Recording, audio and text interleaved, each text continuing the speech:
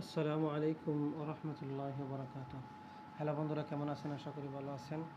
গত ভিডিওতে আমরা যে পর্যন্ত ছিলাম যে দুশ্চিন্তায় আছেন, কষ্টে আছেন, মন খারাপ আপনার, যে কিছু আলোচনা করেছিলাম, এই পরবর্তী আলোচনা এখন শুরু হচ্ছে। এই যে ঘটনা, যখন কেউ আপনার নামে কুৎসার ওঠাবে, অনর্থক আপনার নামে সমালোচনা করবে, তখন আপনি ধৈর্যহারা হবেন না, হতবিহুল হয়ে পড়বেন না, সবর করবেন। এই সবরের ফল সুমিষ্ট। আয়েশা রাদিয়াল্লাহু তাআলা আনহার ব্যাপারে দেওয়া মুনাফিকদের অপবাদের কথা কি মনে আছে? একবার এক সফরে সময় তিনি কাফেলা থেকে একটু পিছিয়ে পড়েন। তিনি যে কাফেলা থেকে ছিটকে পড়েছেন সেটা কেউ বুঝতে পারেননি। এরপর জনশূন্য সেই প্রান্তরে তিনি ঠিক কী করবেন এমন ভাবনার ধুলাছলে সময় যেতে লাগলো। একসময় তিনি সেখানটার ঘুমিয়ে পড়েন। পরে সাফওয়ান ইবনু সুলামি ওই পথ অতিক্রম করার সময় আয়েশা রাদিয়াল্লাহু তাআলা আনহাকে দেখতে পান এবং তাকে সাথে নিয়ে পুনরায় কাফেলায় যোগ দেন। এই ঘটনাকে নিয়ে কুৎসার উঠিয়ে বেড়ায় মুনাফিকদের সর্দার আবদুল্লাহ ইবনে উবাই। সে প্রশ্ন তুলে আয়েশা রাদিয়াল্লাহু তাআলা আনহার পবিত্র চরিত্র নিয়ে শুনতে অবাক লাগলেও সত্য, মুনাফিকদের এই কুৎসা, এই সমালোচনা এবং তিরস্কার রাসূল সাল্লাল্লাহু আলাইহি সাল্লাম এবং আয়েশা রাদিয়াল্লাহু আনহু মাঝে সাময়িক দূরত্বের কারণ হয়ে দাঁড়িয়েছিল। নবীজি বুঝতে পারছিলেন না সমালোচকদের তিনি কী জবাব দেবেন, কীভাবেই বা প্রমাণ করবেন যে আয়েশা একজন সতী সাধ্বী নারী। তাছাড়া আবদুল্লাহ ইবনে উবাই যা প্রচার করে বেড়াচ্ছে তা সত্য মিথ্যার ব্যাপারেও তিনি সন্দিহান। তিনি কেবল আল্লাহর উপর ভরসা করলেন। এমন দুঠানা পরিস্থিতি, এমন বিপন্ন সময়ে তিনি এক মহামহিম আল্লাহর উপর তাওয়াক্কুল করেছেন। আয়েশা রাদিয়াল্লাহু আনহা ও তাই করলেন। কারোর সাথে কোনো বিরোধ করেননি, কোথাও উচ্চবাক্য করেননি, চোখের জল ফেলে কেবল আল্লাহর কাছে নিজের সমস্ত অভিযোগ, সমস্ত বাসনা সুপর্দ করেছেন। আল্লাহ সুবহানাহু ওয়া তাআলা কি মুহাম্মদ সাল্লাল্লাহু আলাইহি সাল্লাম কিংবা আয়েশা রাদিয়াল্লাহু তাআলা আনহাকে নিরাশ করেছেন, হতাশ করেছেন? মুনাফিকদের বিরুদ্ধে, সমালোচকদের বিরুদ্ধে, কুৎসা রটনাকারীদের বিরুদ্ধে সাহায্য করেননি? অবশ্যই করেছেন। ওহি করে আল্লাহ সুবহানাহু ওয়া তাআলা আয়েশা রাদিয়াল্লাহু তাআলা আনহার চরিত্রের ব্যাপারে মুনাফিকদের সকল ষড়যন্ত্রকে নতসাৎ করে দিয়েছেন। কোরআনে আল্লাহ বলেছেন, আউযু বিল্লাহি মিনাশ শাইতানির রাজিম, বিসমিল্লাহির রহমানির রহিম, ইন্নাল্লাযীনা জাউ ফিল ইফকি উসবাতুম মিনকুম, নিশ্চয় যারা এই অপবাদ রটনা করেছে তারা তোমাদের একটি দল। এটা যে একটি অপবাদ, কুৎসা এবং জিজ্ঞাসা, সেটা আল্লাহ সুবহানাহু ওয়া তাআলা স্পষ্ট করেই জানিয়ে দিয়েছেন।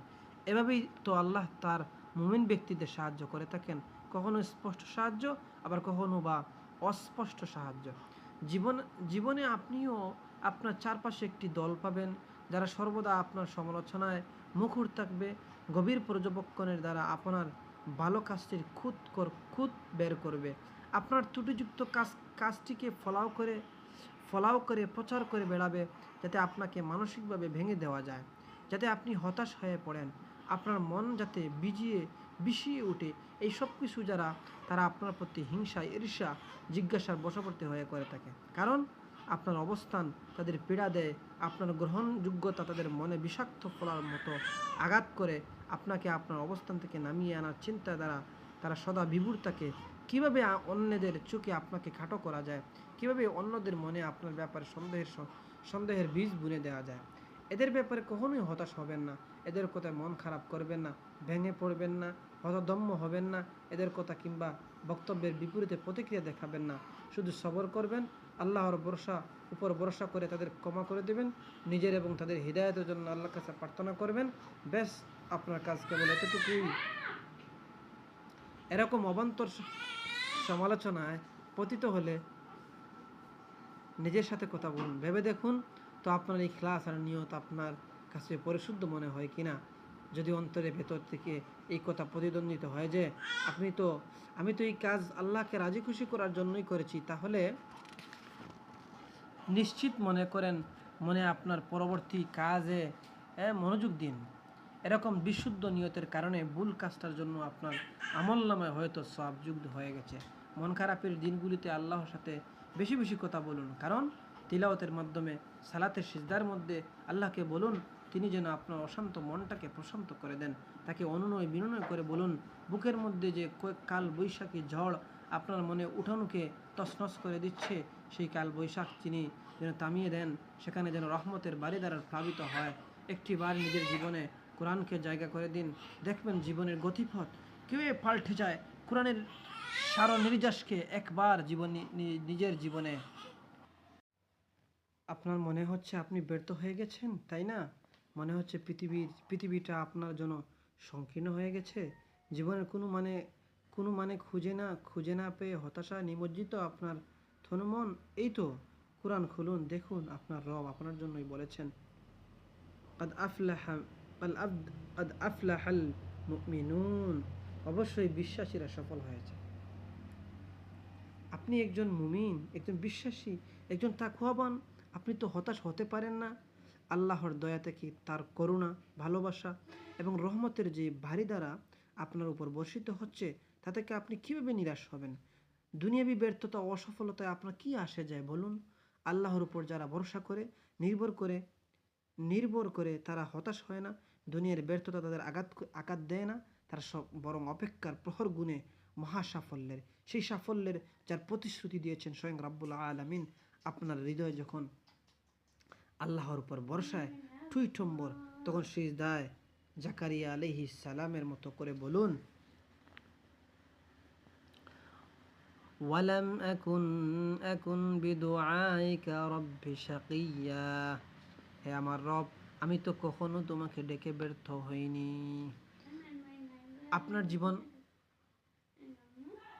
জীবনে অনেক দুঃখ আসতে পারে, আপনি মুখোমুখি হতে পারেন নানান জঞ্জাক্ষুদ্র ঝড়ের। কোনো ঝড়ে হাওয়া এসে আপনার জীবনটাকে এলোমেলো করে দিয়ে যাবে। অস্ফুট স্বরে মহান রবকে যখন বলেন, মালিক, আমার জীবনে এত কষ্ট কেন? তিনি তখন বলেন, ইন্না মাআল উসরি ইউসরা, নিশ্চয় কষ্টের সাথেই রয়েছে স্বস্তি। এমন কঠিন তোর বিপদে আশেপাশে কাউকে পাচ্ছেন না, এমনকি অন্ধকারে আপন ছায়াটাও মিলিয়ে যায়। আপনার এতদিনের সুহৃদ প্রিয় বন্ধু, প্রিয় স্বজনদের কেউ দুর্দিনের আপনার পাশে নেই। নিজেকে খুব একা মনে হচ্ছে অকুল দরিয়া একটু ডুবু নৌকার আপনি একাই যাত্রী। এই নৌকা যেখানে যে কোনো মুহূর্তেই তলিয়ে যাবে। এমন সময় আপনি যখন আশাহত হয়ে রবের কাছে ফরিয়াদ করে বলেন, মাবুদ, আজকে আমাকে সাহায্য করার মতন কেউ নেই, তখন আপনার রব বলেন, ওয়াকানা হাক্কান আলাইনা নাসরুল মুমিনিন, মুমিনদের সাহায্য করা আমার দায়িত্ব। প্রিয়জনের বিচ্ছেদ ঘটিয়ে দূরে চলে গেছে জীবন নামক চোরাবালির সাথে, আপনি আর কোনোভাবেই পেরে উঠছেন না, খুব অসহায় বোধ করছেন, মনে হচ্ছে আপনি এক্ষুনি ডুবে যাবেন, দুঃখের অতল গহরে হারিয়ে যাবেন চিরতরে। তখন যদি মুখ ফুটে বলেন, আল্লাহ, আমার পাশে আজ কেউই আর অবশিষ্ট নেই, তখন আপনার ডাক শুনে আল্লাহ বলেন, লা তাখাফা লা তাখাফা ইন্নানি মাআকুমা আসমাউ ওয়া আরা, ভয় পেও না, আমি তোমাদের সাথেই আছি, আমি সব শুনি, সব দেখি। পাপে জর্জরিত হয়ে আছে জীবন, চোখ মেললেই চারিদিকে কেবল অন্ধকারের ঘনঘটা দেখতে পান। কুলুষিত হৃদয় নিয়েই যখনই আল্লাহর দরবারে দাঁড়িয়ে বলেন, আমি তো যে এত পাপ করেছি, আল্লাহ কি সত্যি আমাকে ক্ষমা করবেন? তখনই আপনার রব জবাব দেন, ইন্নাল্লাহা ইউহিব্বুত তাওয়াবিন, নিশ্চয় আল্লাহ তওবাকারীদের ভালোবাসেন। এভাবে আল্লাহ সুবহানাহু ওয়া তাআলা প্রতিটি সময়ে, প্রতিটি মুহূর্তে আপনার পাশে থাকেন। আল্লাহর কালামকে, তার বাণীকে জীবনে ধারণ করুন। আল্লাহকে জীবনে বন্ধু বানিয়ে নিন। বিশ্বাস করুন, বন্ধু হিসেবে তার চেয়ে উত্তম, তার চেয়ে প্রতিশ্রুতিশীল, তার চেয়ে মহান আর কেউ হতেই পারে না। নিজের জীবনের অন্ধকার প্রকোষ্ঠে আলোর রেখা প্রবেশ করতে দিন। অন্ধকারকে আলো দ্বারা দূরীভূত করুন।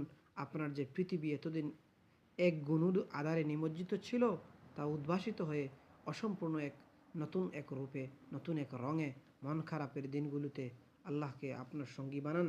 দেখবেন সে মুহূর্তগুলো সব আচমকা আপনার জীবনের সেরা মুহূর্তে পরিণত হয়ে গিয়েছে। তাই যে দুঃখগুলোর কথা কাউকে বলতে পারছেন না, যে দুশ্চিন্তার অনলে আপনি দগ্ধ হচ্ছেন, প্রতিদিন যে ভয় আপনাকে তাড়িয়ে বেড়াচ্ছে, অহরহ হারানোর যে বেদনা আপনাকে কুরে কুরে খাচ্ছে, সে অস্থিরতা আপনাকে ঘুমোতে দিচ্ছে না, যে বগ্ন হৃদয় আপনাকে বেগে খান খান করে দিচ্ছে, সে সমস্ত মন খারাপের গল্পে কেবল বলুন হাসবুনাল্লাহু ওয়া নি'মাল ওয়াকিল, আমার আল্লাহ, আমার জন্য আমার আল্লাহই যথেষ্ট। বিশ্বাস করুন, আপনার সমস্ত মন খারাপের উপশমের জন্য কেবল এটুকুই যথেষ্ট। আল্লাহ যার অভিভাবক আল্লাহ যার অভিভাবক, কপালে তার দুশ্চিন্তা বাজ থাকতেই পারে না। আশা করি আপনারা ভিডিওটি বুঝতে পারছেন, জানতে পারছেন আমাদের কি করা উচিত মন খারাপ হলে। আর এমনিতেই আল্লাহর সাথে কথা বলা, আল্লাহর সাথে কাছে দোয়া করা আমাদের জন্য জীবনে প্রতিদিনের রুটিন হতে পারে। ভিডিও ভালো লাগলে লাইক কমেন্ট শেয়ার করবেন এবং সাবস্ক্রাইব করতে ভুলবেন না।